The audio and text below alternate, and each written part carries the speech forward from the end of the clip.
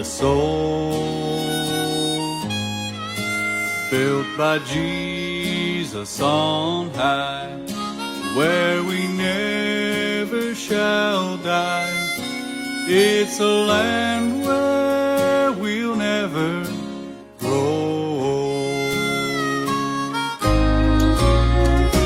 Never grow old, never grow old, in a land where we'll never grow old.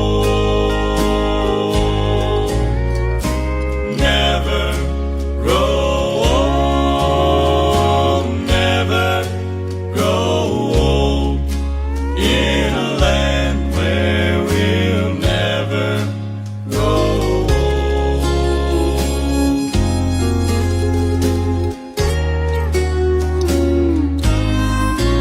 When our work year is done and the crown of life is won, when our troubles and trials are old,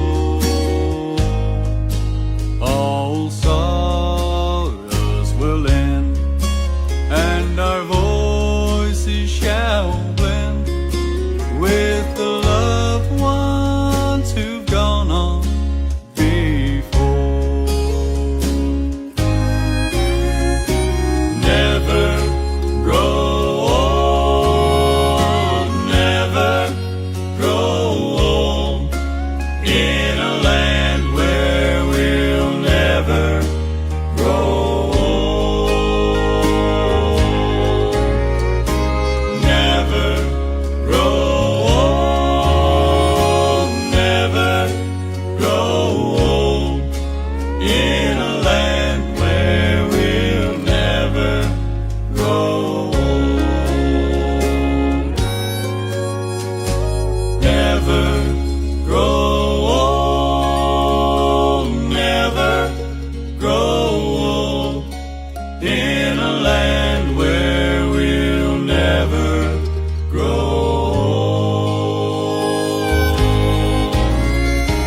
Never grow old, never grow old, in a land where we'll never grow old.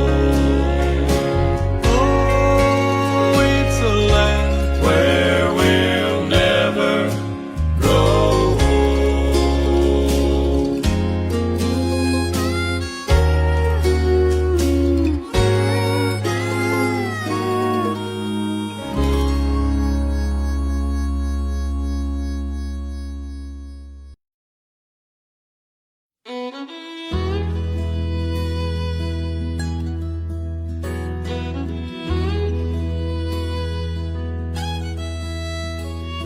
The preacher got up and said, "Stand to your feet. We'll start with a prayer. If you have a need, let it be heard, saints, let it be known. We're all a family, you're not alone." And that's when he saw her at the back of the church. Her silence and sadness cried out to her. The kind shepherd knew just what to say. I need to know before we pray. An unspoken request. Does anybody have one here tonight? Did you come with a burden you can share? A need in your life? Just lift up your hand to the one who can give you rest. Child, have no fear, Our God can hear an unspoken request.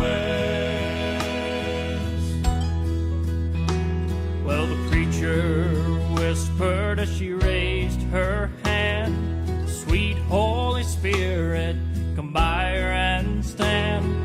tears started flowing, he had no doubt that in the throne room of heaven her secret was out.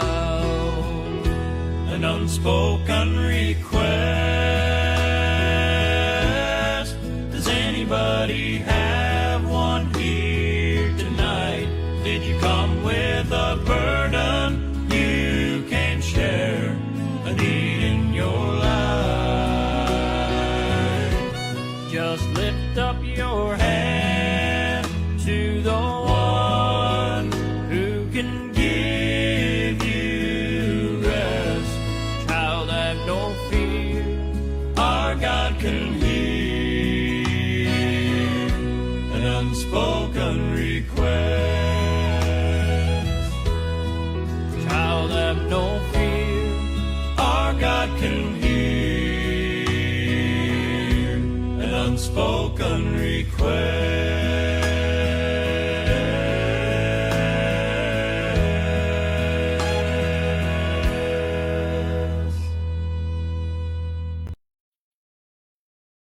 Good morning, and blessed morning to each everyone, and praise God that God gave us another day and another opportunity that we have words from Him, and praise God that we have a program here in Newman every morning, and we talk about developing a strong faith to God. Episode 418, the same lesson and lesson from David's life. I hope we're excited to our brothers and sisters that I know you have ready get ready or traveling now in your working place. May the Lord bless you. May the Lord give you extra strength today, and the very thing that we understand last night about our service and worship and message of the Word of God is there's a blessing more than physical and material blessing. There are more valuable than physical and material blessing, and you cannot buy peace. You cannot buy real joy. You cannot buy good night rest sleep. You cannot money that cannot buy. That's a blessing that you have a good spirit and you have wisdom from God, and I really praise God for that. All right, I hope we're excited and get ready for our devotion this morning, and open your Bible now so that we can uh, uh, have plenty of time to talk about the Word of God. And good morning to our brothers and sisters in Perth. Good morning. And good morning to brothers and sisters in Newman. Morning, brothers and sisters. Good morning, White. Good morning, Brother Jinber, brother, Sister Clarice, Sister uh, Camelia, Annie Amelia. Blessed good morning. Brother Jobs, Brother Paulo. Good morning to all of you there. And may the Lord and may God bless us. Okay? And I believe the Lord will bless us this morning. And I believe the Lord will continue to encourage us. Let us open our Bible in 2 Samuel, please. 2 Samuel. Okay, and I believe the Lord will give us another encouragement from the Word of God that help us, brothers and sisters, to grow in our faith. Because again, faith cometh by hearing, and hearing the Word of God. Okay? Sa pananampalataya, mga kapatid, doon tayo lalago. Kaya kung tayo po lagi ay may pananampalataya sa Panginoon, at ang pananampalataya natin ay natututunan na nating maipamuhay, ay naniniwala ako mga kapatid, tayo po ay patuloy na pagpapalain. Okay? Bibigyan tayo ng karunungan ng Panginoon mula sa kanyang salita. Okay? Naniniwala po ko na tayo po ay magkakaroon ng wisdom. Okay? So let us open our Bible in 2 Samuel chapter number 6, in verse number 6 to verse number 13. Okay?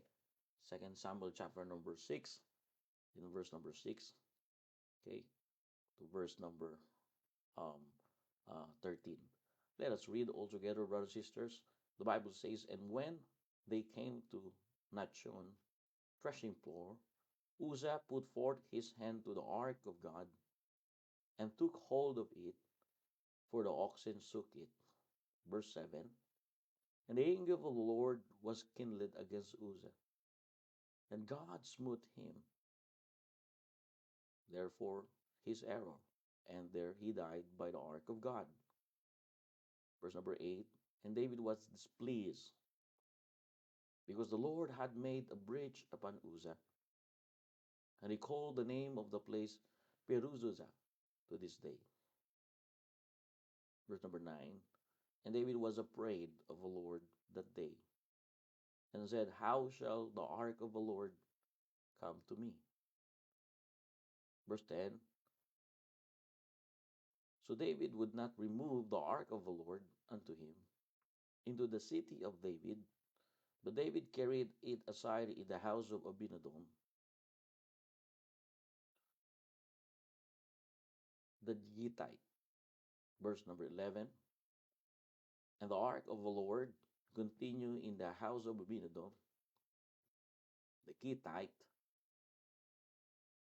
3 months, and the Lord blessed Abinadom and all his household. Verse number 12. And it was told King David, saying, the Lord had blessed the house of Abinadom and all that pertaineth unto him, because of the ark of God. So David went and brought out the ark of God and the house of Abinadom in the city of David with gladness. And verse number 13. And it was so that when that bare the ark of the Lord had gone 6 paces, he sacrificed oxen and fatlings. And David danced before the Lord with all his might, and David was girded with a linen of ephod. Verse 15. So David, all the house of Israel, brought up the ark of the Lord with shouting and with the sound of the trumpet. Dear Father God in heaven, come to you in prayer. Bless this holy word. Bless this message that convince and comfort us. Thank you, O God, that you're always guiding us, giving us wisdom, understanding. Your church, your people, I pray, lift up the burden, any issues, any problems, and any um, heartache, doubts, and fears that the devil tried to put in our minds and heart. Lord, I pray, restore, uh, renew, and redeem us. Bless your people, O God, as I pass your information to your people.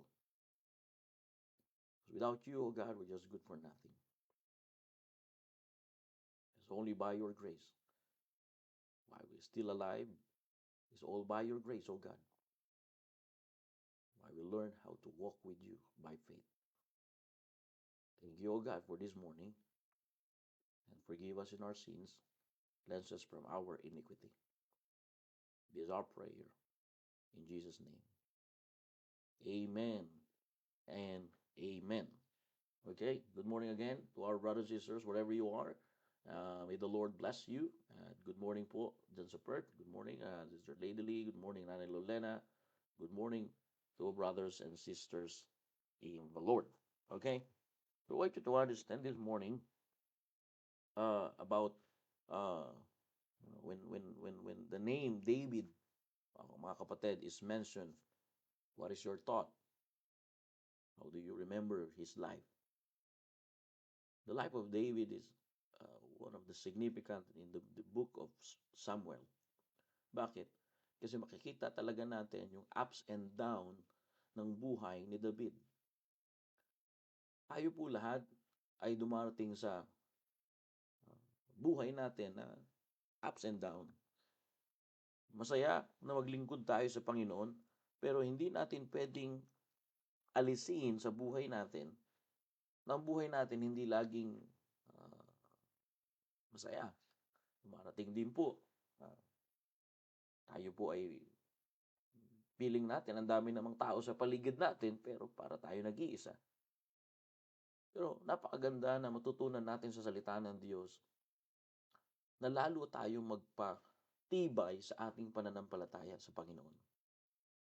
I hope nandito na po tayo. Nariyan na po ba tayo? Sometimes di natin maintindihan yung plano ng Diyos.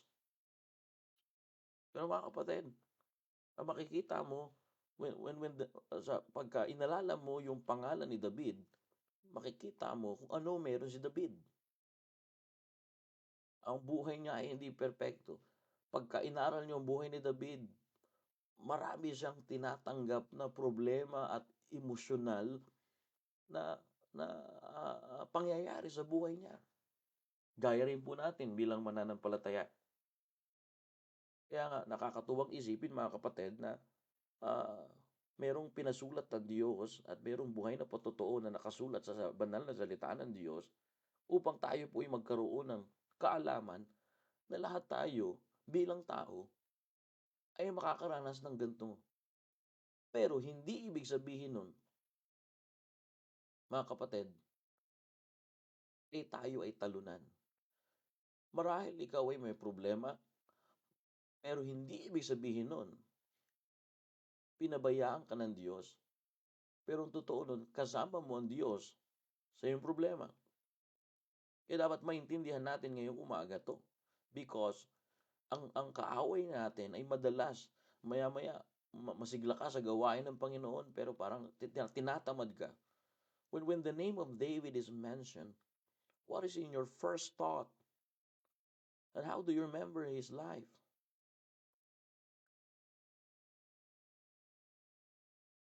If you really study the life of David, there's ups and downs in his life. And the same, brothers and sisters, sometimes it looks like you've been praying, calling on the Lord, and teaching Sunday school, and read the Bible, doing your giving, listening to the preaching of your pastor. You're doing everything right, but you're still suffering. But one thing that we remember in David's life, brothers and sisters, is he learned that God's will become his will. Either amen. David learned that God's will become his will. Brothers and sisters, listen to this. When you become Christian and surrender your will to God,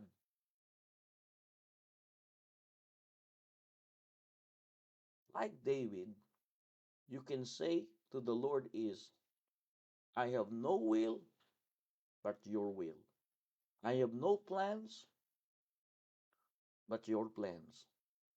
I have no desire but your desires. I have made myself a slave, a servant. That's what David, when the name of David is mentioned, you will understand that David learned to surrender his will to God. Yun ang pinakamahalaga, mga kapatid, na malaman ng isang mananampalataya. Mas mahirap mabuhay sa lupang ibabaw na ito, mga kapatid, na kapag ka ang ating will, ang ating kalooban pa rin ang nasusunod. Kagabi, after church service, may kina-counsel, kasama ko si wife, may kina-counsel po kami. At yung asawa niya ay talaga namang masipag sa Panginoon.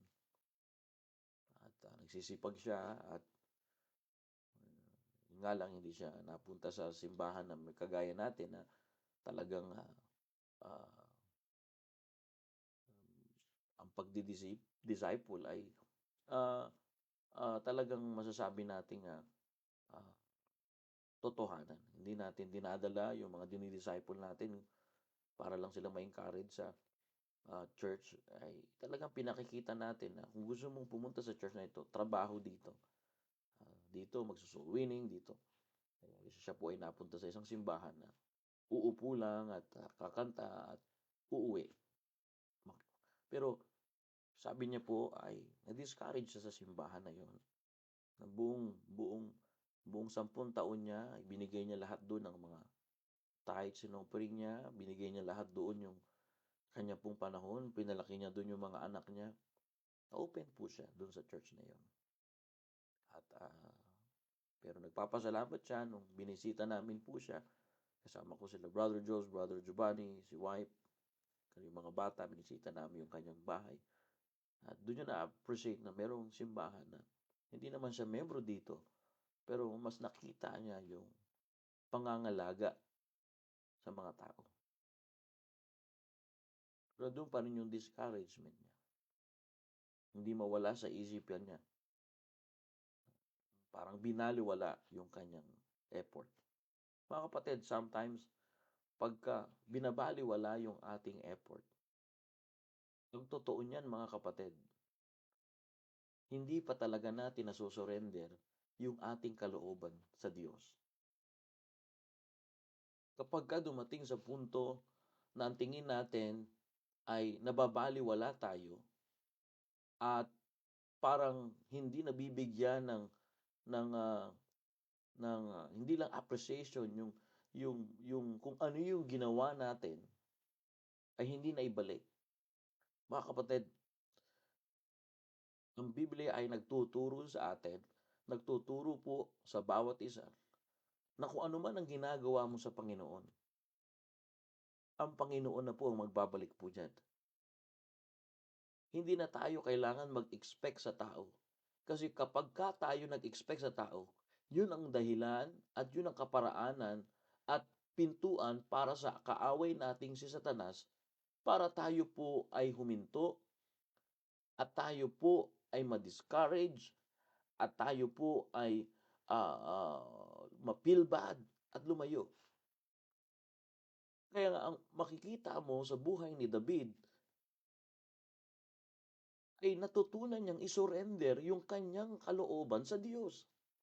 Mga kapatid, pagka natutunan nating isurrender yung kalooban natin sa Diyos,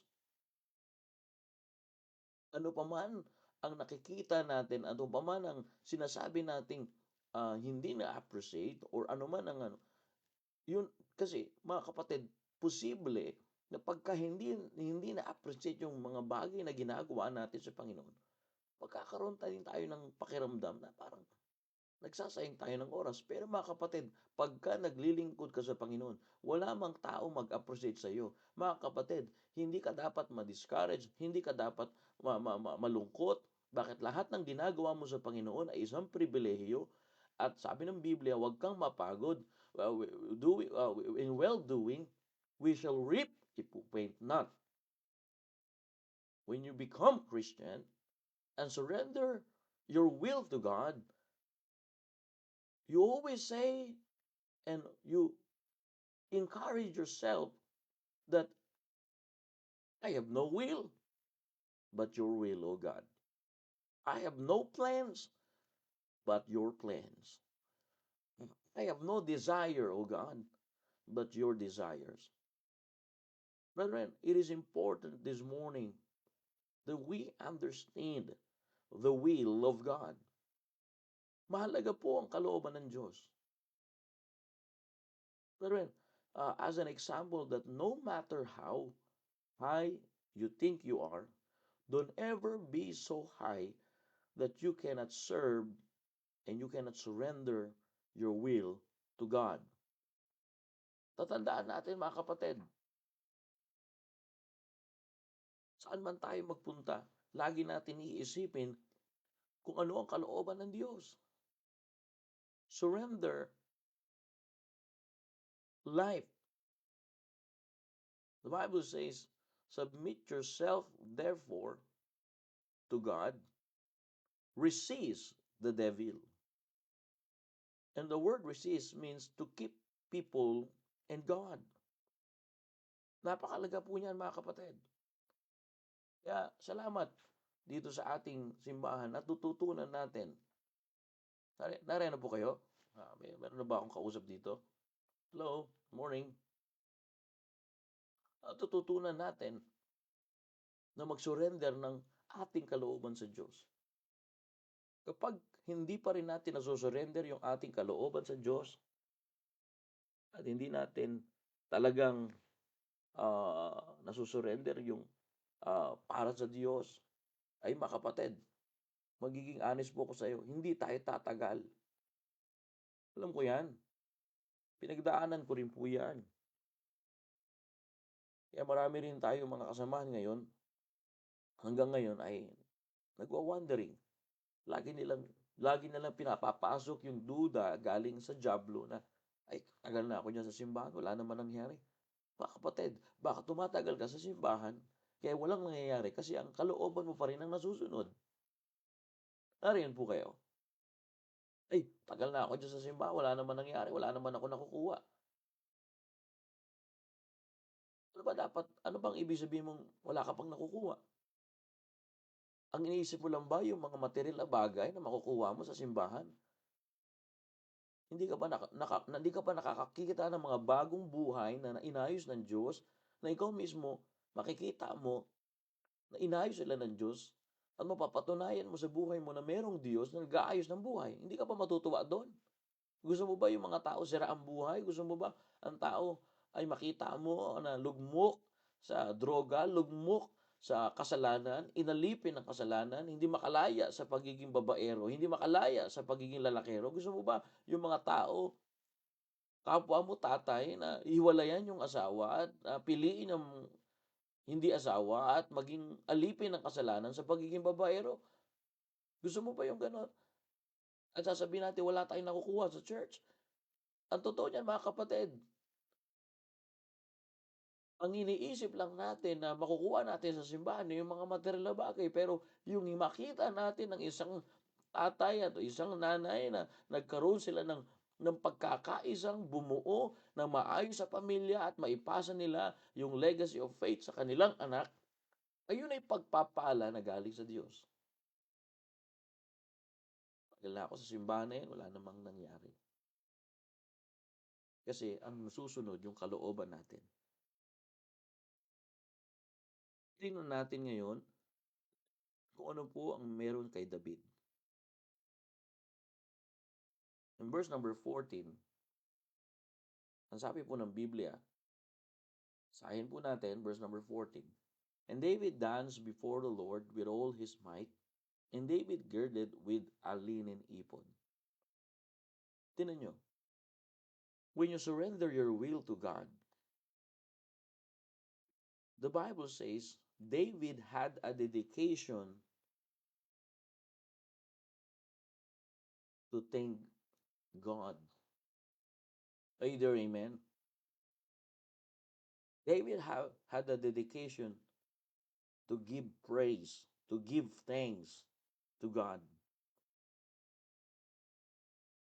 Because when you are walking in God's presence and have done everything in your power to honor Him, do you know, brothers and sisters, He will fill your heart with praises. And in verse number 14, David's praise was visible. Here is the king dancing, praising the Lord publicly without shame. Brothers and sisters, may we never be ashamed to praise Him for what He has done for us. And you will find out here the reason David did that. He praised God visible. He thanked God visible because he surrendered his will. Pagka na-surrender mo ang sarili mo sa Diyos, mga kapatid, makikita yan. Hindi na yan kailangan iarte. Kusa iyang makikita at ikaw mismo, makikita mo. Kaya minsan, pagkausap ko yung isang kapatiran dito, dati po talaga, hindi ko to nagagawa. Pero ngayon, nagagawa ko na. Sa isip-isip ko lang, sabi ko sa isip ko lang, ito talaga yung totoong nagpupuri sa Diyos. Ito talaga yung nag-surrender ng kanyang buhay sa Diyos. Kasi ang taong nag-surrender ng kanyang buhay sa Diyos, kusang makikita ang Diyos sa buhay niya. Hindi niya na kailangan pilitin magsimba. Hindi mo na kailangan pilitin magbasa ng Biblia. Hindi mo na kailangan pilitin kumanta ng mga makantang makalangit. Hindi mo na kailangan pilitin pa pumunta sa soul winning. Kung saan ka pupunta ng soul winning seminar. Hindi ka na kailangan pilitin. At ganun si David, mga kapatid, nung naibigay niya ang buhay niya sa Panginoon, hindi na siya pinipilit. Kusang nakikita ang Diyos. Visible ang Diyos. Hindi ba tayo natutuwa, mga kapatid, pag ang Diyos ay ang kalooban natin ay sinurrender natin sa Diyos, makikita ang Diyos sa buhay mo. At kung makikita ang Diyos sa buhay mo, itong mga tao na wala silang pagkakilala sa Diyos, pero makikita nila na merong Diyos sa buhay mo. Pwede silang magtanong na anong meron sa iyo? Anong ginagawa mo? Bakit ganyan kakasaya kahit nasa lugmok ka ng ng problema? At ngayon, ikaw ay masaya na naglilingkod at meron kang kabigatan ngayon, pero natututunan mong lumuhod, natutunan mong umiyak sa Diyos, natutunan mong lumapit sa Diyos. Ano meron ka? Pwede mong sabihin sa kanila, meron akong Diyos na sinurrender ko ang kalooban ko. Hindi na yung gusto ko ang nasusunod, kundi yung gusto ng Diyos. At salamat na meron tayong Diyos at meron tayong Panginoon na bawat salita niya na sinunod natin ay pagdadalhan tayo sa buhay na hindi man lang natin naisip at yung buhay na ikakaayos natin. The step of a good man, David said, is ordered by the Lord. When David learned to surrender his will to God, the Bible says, here is the king, thanking God, dancing and praising the Lord publicly without shame. And brethren, number one, David praise was visible. David thanksgiving was visible. And brethren, if you really surrender your life to God, you can publicly praising God, thanking God without shame. Are you there, amen? Hindi mo pwedeng maitago ang iyong buhay bilang mananampalataya. Kusa talaga siyang lalabas. Kaya nga, nakakapagtaka pagka ang isang Kristiyano naghahanap ng isang lugar or dahilan para itago niya ang pagiging niyang Kristyanismo. Ibig sabihin po ba, kinakahiya natin yung pagiging makadiyos natin at pagiging Kristiyano o tagasunod ni Kristo? Amen. Ikausap pa ba ako? Sino pa bang hindi ko nababate dito? Good morning po sa inyong lahat at may the Lord bless you. Kaya minsan, yung mga tao, tinatanong saan ang simbahan ninyo? Bakit? Kasi meron silang nakikita sa atin. Meron silang nakikita sa iyo. Kusa ka nilang kakausapin, kusa ka nilang lalapitan, kasi meron silang nakikita sa iyo. Hanggat, mga kapatid, hindi natin pinapatatag ang ating pananampalataya, ang mas madalas makikita sa ating muka, sa ating pagsasalita, ay yung hindi ka nais-nais sa harapan ng Diyos. Akala mo, maagang-maaga, parang init ng ulo mo. Pero pansinin mo, pagka natutunan mong isurrender ang kalooban mo sa Diyos, kahit ang tindi ng mga problema papasok sa iyo, abay, nakangiti ka pa rin dahil alam mo kasama mo ang Diyos doon. Mahirap practicein yan, pero mga kapatid, simulan natin at makikita natin kung paano kikilos ang Diyos. This is David. The Bible says in verse 14, and David danced before the Lord with all his might, and David was girded with the linen of ephod. Because David, brothers and sisters, okay, kept the ark of God from the house of Abinadom into the city of David with gladness. The king of Israel, praising the Lord publicly without shame. And the reason, brothers and sisters, praising the Lord and thanking the Lord publicly without shame because he learned to surrender his will.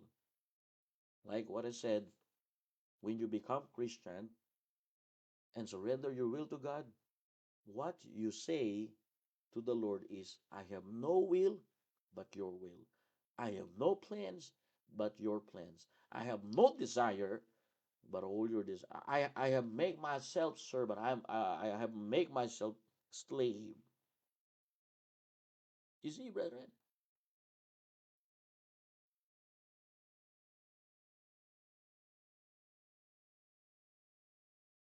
his praise was visible.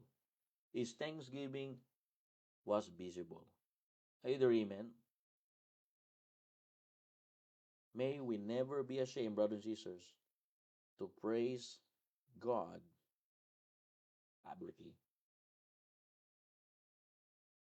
What the Lord Jesus Christ said, remember? Jesus is a true light, and Jesus said, let your light, or let, or the light of the Lord Jesus Christ reflects to our life. You see? Kaya nga, pagka totoo tayo naglilingkod sa Diyos, hindi na tayo pinipilit-pilit. Naghahanap po tayo ng pagkakataon. Yun ang totoong sumusunod sa kalooban ng Diyos. Pero yung tao pa rin na walang pananampalataya,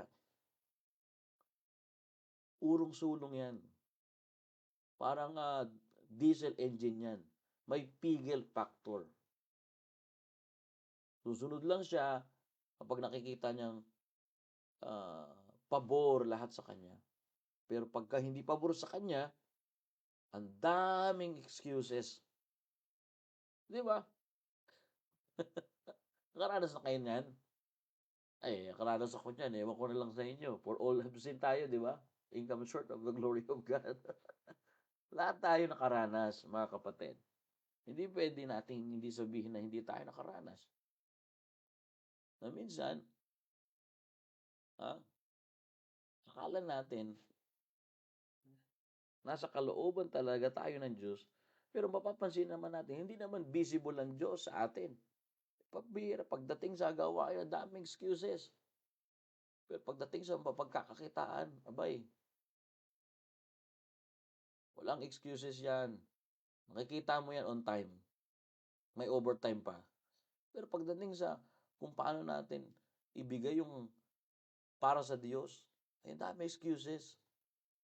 Keso kasi ganito eh. Keso kasi ganito eh. Baka kasi ganun eh. Masyado malaki kasi ito eh. Ang tawag dyan, kulang sa pananampalataya. Kulang po yan sa pananampalataya. Hindi pa develop. Pero mga kapatid, pagka natutunan mong sundin ang kalooban ng Diyos, yan na, magsisimula na ma-develop ang iyong pananampalataya. Magiging matatag. It's just like a tree planted by the river of water. Your faith develop. You see? And in verse number 15, what the Bible says. So David, according to the word of God, and all the house of Israel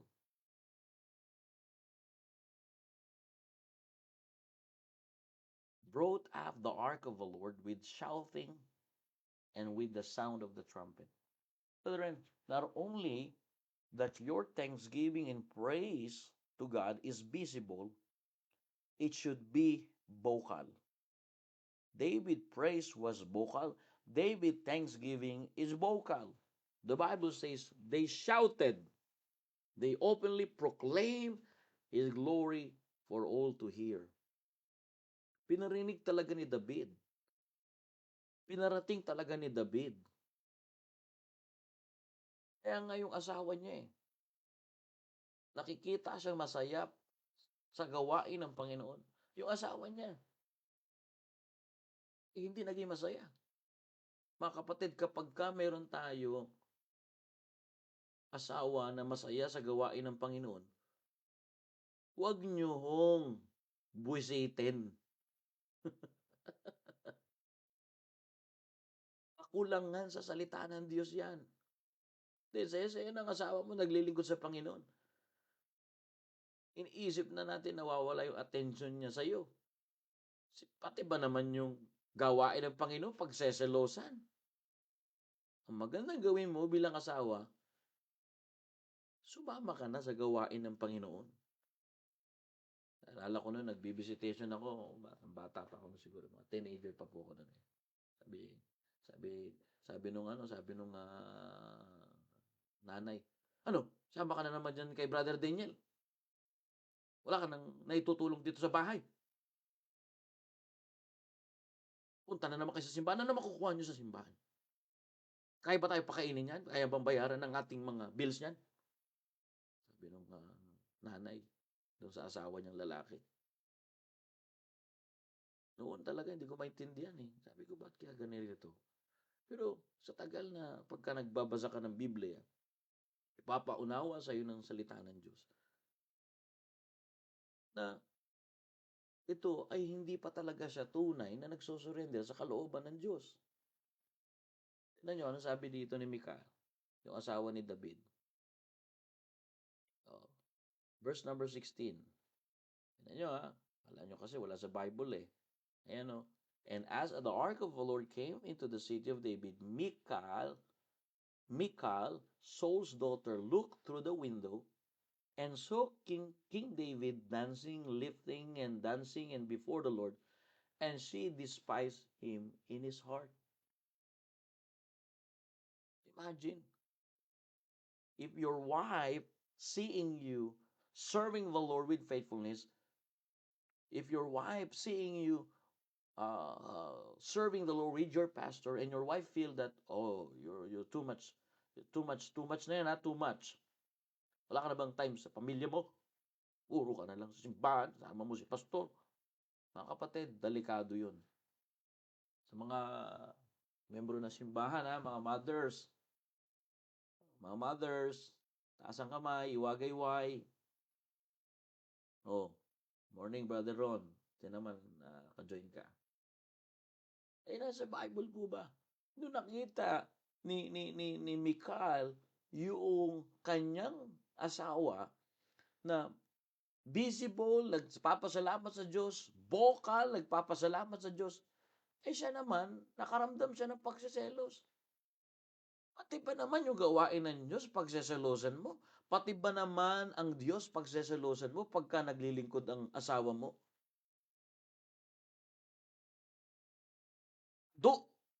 Yung aso mo yung ado mo rito Akala naman niya. Kasi pagka nakita tayo ng mga tao, akala nila, bata-bata pa itong pastor na ito, walang alam.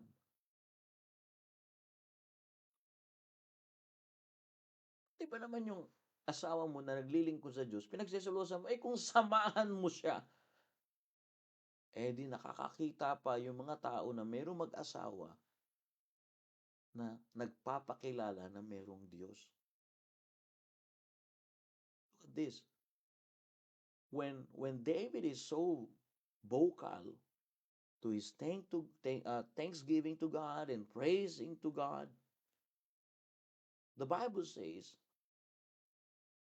look at verse number 6. And as the ark of the Lord came into the city of David, Michal, Saul's daughter, looked through a window and saw King David. David's wife, just wandering in the castle, and he saw King David visible thanking God, vocally thanking God. The Bible says, and saw King David leaping and dancing before the Lord. Look at the words.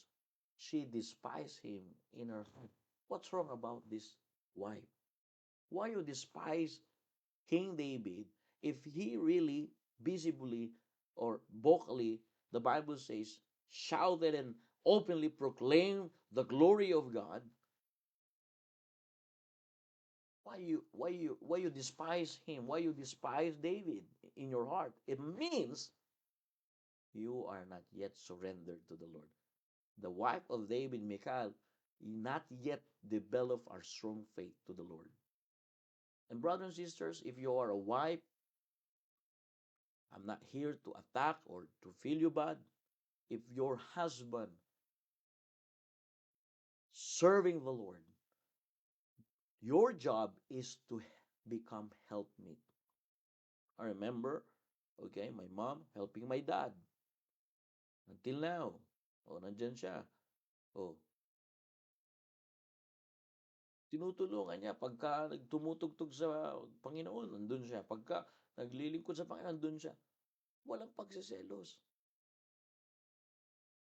Sige ha, huwag mo na intindihin itong mga bagay-bagay rito sa ating buhay. Sa ating bahay, piliin mo na lang yung simbahan mo. Diyan ka na tumira. O, huwag mo isusumpa ang simbahan. Huwag mo isisimpa yung paglilingkod sa simbahan. Alam nyo bang bakit? Pagka mas naging busy ka sa gawain ng Panginoon, mas less ang problema mo, mas less ang stress mo. Pagka sinunod mo ang kalooban ng Diyos, mas stress ang stress level mo mas bumababa. According to the study, according to the study. Totoo to.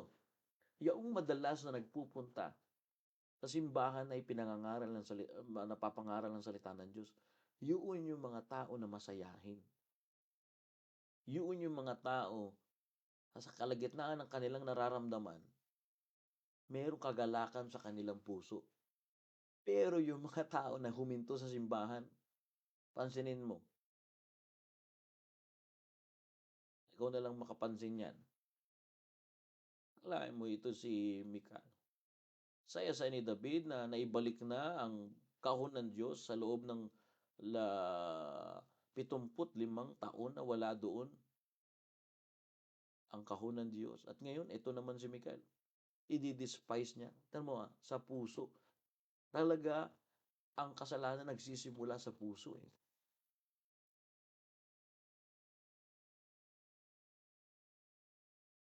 The wife of David despised him in her heart, the Bible says. When David praising was visible, when David praise was vocal, her wife, the Bible says, despised her. What's wrong about you, wife? And I really praise God. My wife is always there.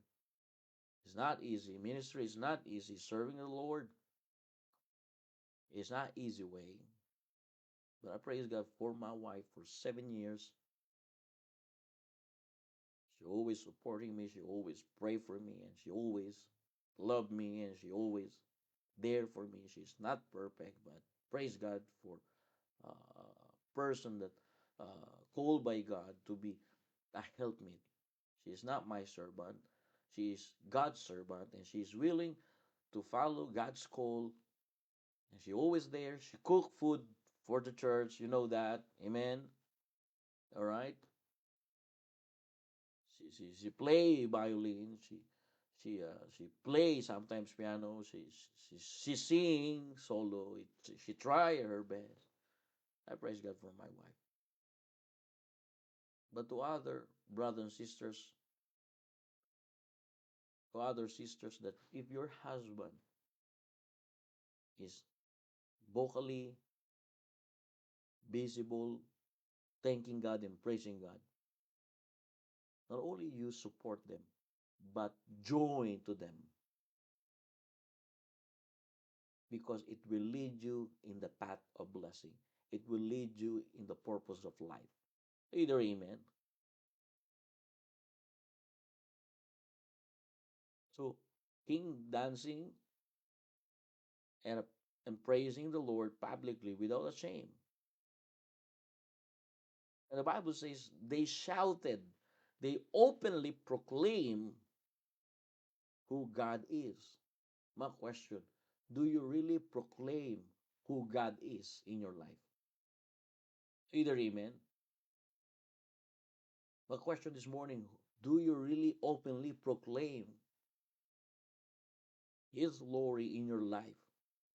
Listen to this. When your heart is after God's heart, like David, listen to this. There will be a spirit of worship and praise within your heart. Either amen. When your heart is after, like David's heart, you know, there will be a spirit of worship and praise within your heart. If you're follow the heart of the Lord Jesus Christ, for sure you will be a spirit of worship and praise with your heart. I remember Apostle Paul said, "Follow me as I follow Christ." If you when your heart is after in your pastor's heart in the ministry, there will be a spirit of worship and praise within your heart. This spirit of worship and praise will find an outlet in your life.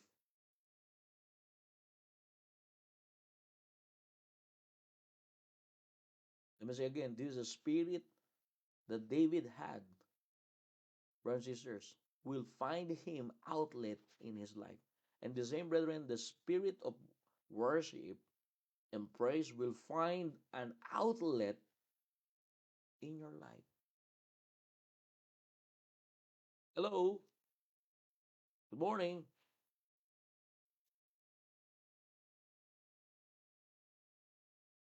Kaya nga mga kapatid, pagka talaga tayo natuto, lumapit sa Diyos at natuto na natin na tayo po mag-surrender ng kalooban natin sa Diyos, makikita yan sa buhay natin. O, nandito si Brother Ron. Di ba, Brother Ron? Amen. Dati, ang tingin nila sa iyo, kakaiba ngayon. Ang tingin nila sa iyo, anong meron ka? Di ba? Amen.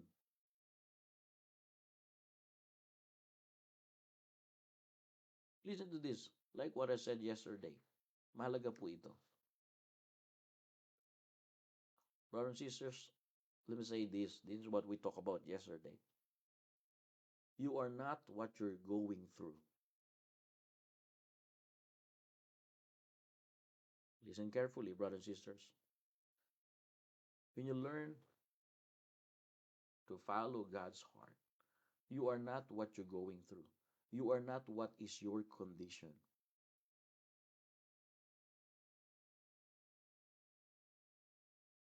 Maybe you are struggling with alcoholism, but that's not who you are.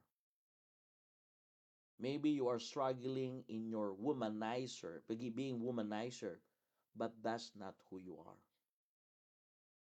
Maybe you are struggling in drug addiction, but that's not who you are. You are not what you're going through. What you are is a child of God. What you are is adopted son and daughters of God. Maybe you are struggling in that something that hinders you. I've struggled before, but every time I study the Bible, every time I read the Word of God, He opened my mind that I am not what I am going through. I am not what my condition. Because, brothers and sisters, let me tell you this. The good news is God sees you not only in your present condition, but what you can be in your future condition. Are you glad that that's how God is good in our life? He is a great God. That's why serve God. Amen? Di ba tayo natutuwa? Akala natin ito ang kalagayan natin. Si David, marami po siyang naranasan sa buhay niya na ito ang tingin ng tao sa kanya, ito ang kalagayan niya. Pero makikita mo sa buhay rin ni David, napakaganda. Ang dami niyang emosyonal na experience, pero makikita mo, hindi ibig sabihin kung ikaw ay may struggle ngayon, ayun na magdetermina na ikaw yun. Hindi. Marahil ito ang struggle mo. Mga kapatid, pagka natutunan natin mapagkatiwalaan ng Diyos at ilagay natin ang kalooban natin sa Diyos at ibigay natin sa Diyos yung ating issue, struggle man yan, concern, when we learn, brothers and sisters, the Bible says, cast all your care upon Him. If we learn to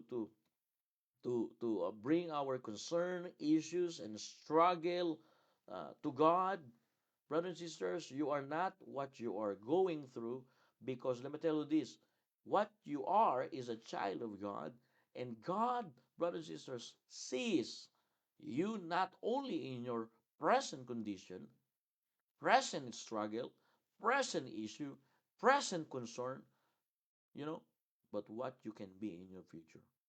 If you are right now, you full of bitterness in your heart, that's not who you are. You know, God sees you not only in your present condition, but what you can be in your future condition. But before you hate people, you don't like people. But when God sees you, God redeem you, God save you through His blood. You know, you are set free from the bondage of sin and from the devices of the devil. And you know what happened? You can love and you can learn to love and forgive. Amen? Because you are not what you're going through. Marahil mayroon ka lang pinagdadaanan, pero hindi yan. Marahil ito ang nakikita mo, pero ito ang nakikita ng Diyos sa buhay mo. Marahil ito lang ang kaya mong gawin, pero ito ang magagawa ng Diyos sa buhay mo. Kapatid, ang kailangan natin, manampalataya sa Diyos. Subukan natin kausapin ng Diyos. Bumunta tayo sa isang lugar na privately makakausap natin ng Diyos. Umiyak tayo sa Diyos, isuko natin ang buhay natin sa Diyos, at makikita na ng tao, mga kapatid, kung sino ang Diyos, kasi natutunan mo ng isuko ang Diyos o isuko ang buhay mo sa Diyos. Yun ang pinakamahalaga, mga kapatid. Yun ang pinaka-the best na makita natin ngayong umaga. Na anuman, mga kapatid, ang struggle mo, issue mo, concern mo ngayon,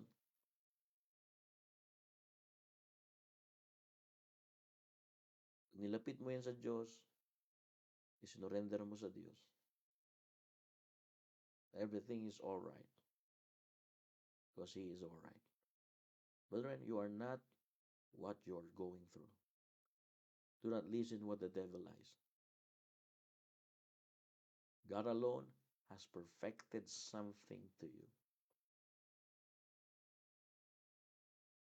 You're struggling with drug addiction, but that's not who you are.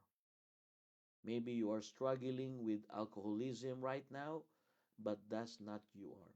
Maybe you are struggling with bitterness and you hate someone or you hate people, but that's not who you are. Jesus can set you free. Jesus can help you. Jesus is the rock in a weary land. Jesus, brothers and sisters, can help you. What you just need to do, surrender your will to Him. Surrender your desire to Him. In fact, He invites you. Come unto me, Jesus said, and I will give you rest. Cast your all care upon Him, and He carried for you. That's what the Bible says, because you are not what you're going through. You are not what is your condition. God sees brothers and sisters, you not only in your present condition, but what you can be in your future condition. God bless you. Amen.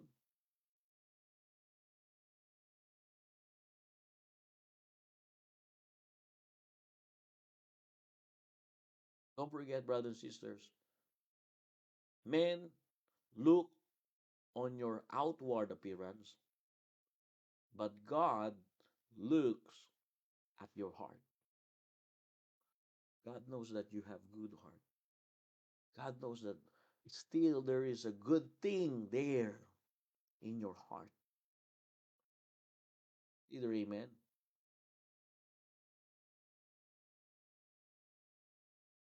Because brothers and sisters, men look on your outward appearance. But let me tell you this, God looks at your heart.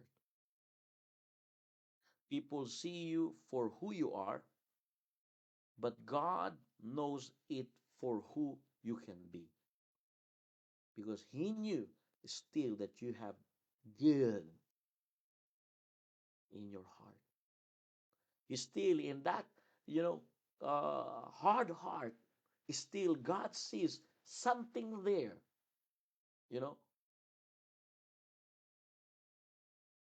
that He can touch and He can heal. Either amen. Meron dyan sa puso mo. Sabi mo, ay, matigas talaga ang puso ko. Ako na talaga. Kapatid, membro ka ng simbahan. You're a member of our church. If you think our church thinking about you, looking on your outward appearance, let me tell this, God does look at your heart. People see you for who you are, but God knows there is good thing in your heart. And do you know, brothers and sisters, the truth of the matter, no people or no one can read your heart. Even the devil cannot read your heart. Only God. Only God. That's why when David, brothers and sisters, praising God, his wife, Michal, looked through the window and saw King David leaping and dancing before the Lord.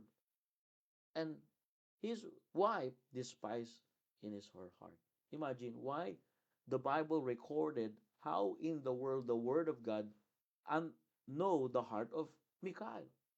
Because the Word of God, okay, exposing that God can only read your heart. Paano naman na ipasulat ni Samuel, napasulat ng Diyos kay Samuel, yung puso ni Michal. Pray din natin si Michal, yung puso niya baguhin ng Diyos. Pray niyo, pag-pray niyo. Paano naman nalalaman ni Samuel na ang puso ng asawa ni David ay malayo sa Diyos?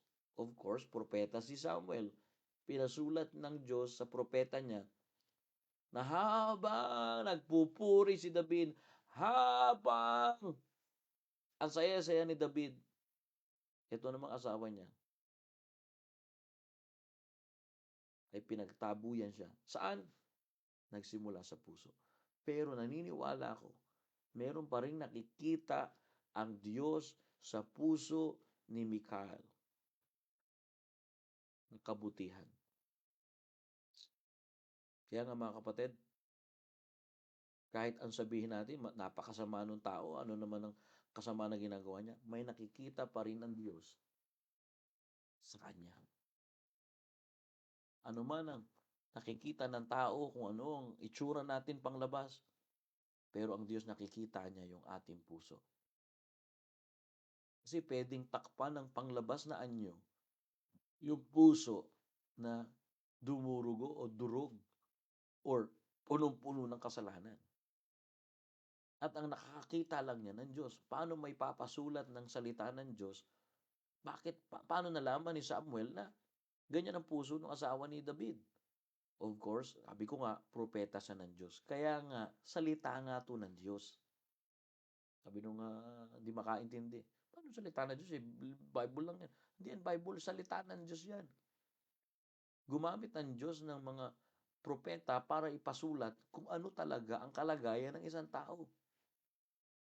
Upang tayo po mga kapatid, akalain nyo, binigyan tayo ng Biblia para lamang malaman. Pinasulat to ng Diyos sa mga totoong tao ito. Pag inaral mo ang kanilang history, totoong tao to sila David. Totoong tao to. Sila Mikhail, pinahintulutan ng Diyos na gamitin to mga taong ito upang sa panahon natin, magamit ang kanilang buhay na patotoo na hindi naman sila perpekto, ups and down ang buhay nila. Pero, ang Diyos ay napakabuti. Nababasa niya ang puso natin. Kung ano man ang nakikita ng tao, hanggang doon na lang sila. Pero ang Diyos, nababasa niya ang puso natin. Ngayong umaga, nababasa ng Diyos ang puso mo. Ngayong umaga, nababasa ng Diyos ang puso mo. Kahit sabihin nila, ay, kanta ng kanta naman yan. Wala naman yan. Sige lang, maging vocal ka lang sa pagpapasalamat mo sa Diyos. Ay, kala mo kung sino yan. Sige lang, maging visible ka lang para sa Panginoon. And God gave the result. People see you for who you are, but God knows it for who you can be.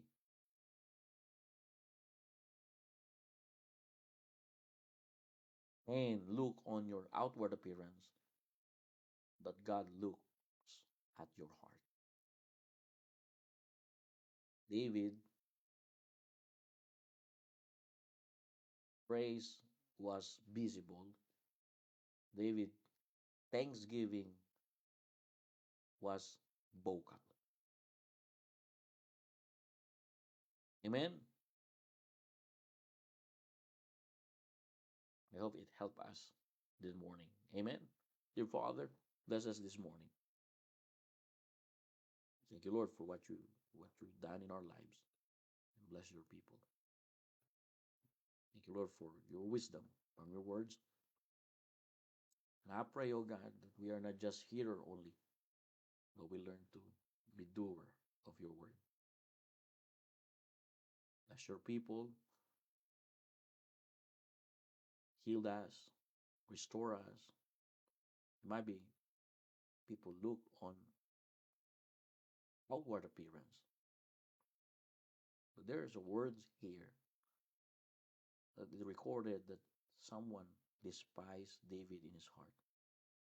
It's a big question how Samuel read the heart of Michal. This is the proof that this is your words. And you just use Samuel, the story of David and Michal. Thank you, O God. Bless your people. Bless your word. Forgive us in our sins. Cleanse us from our iniquity. This is our prayer in Jesus' name. Amen and amen. Alright, tuloy natin. Medyo nalit lang ako ng konti, mga kapatid. Konti lang naman. Late lang ng konti. Okay? Medyo gabi na tayo nakatulog. Okay? Salamat mga kapatid. At I hope tayo po pinagpala ngayong umaga. At bukas, itutuloy po natin yung istorya. Alright? We will continue the story of David's life. And let us be vocal, you know. Here in our Western Australia, if you are not vocal, people is deterioration. Worshipping God here in the Western Australia is going down. That's why church in Newman, church in Perth, let's keep on going. Let's be vocal and be visible in our faith to God. But you need to develop a strong faith first. We need a biblical standard and a strong faith to fight and combat the worldly system. All right? There's a world's operation system. But do you know, God also have operating system. Alrighty? Thank you. And may the Lord bless you. Have a great day. Have a good spirit. You know, let us have a servant spirit. Get excited for our soul winning seminar. God bless you. All the glory belongs to Jesus.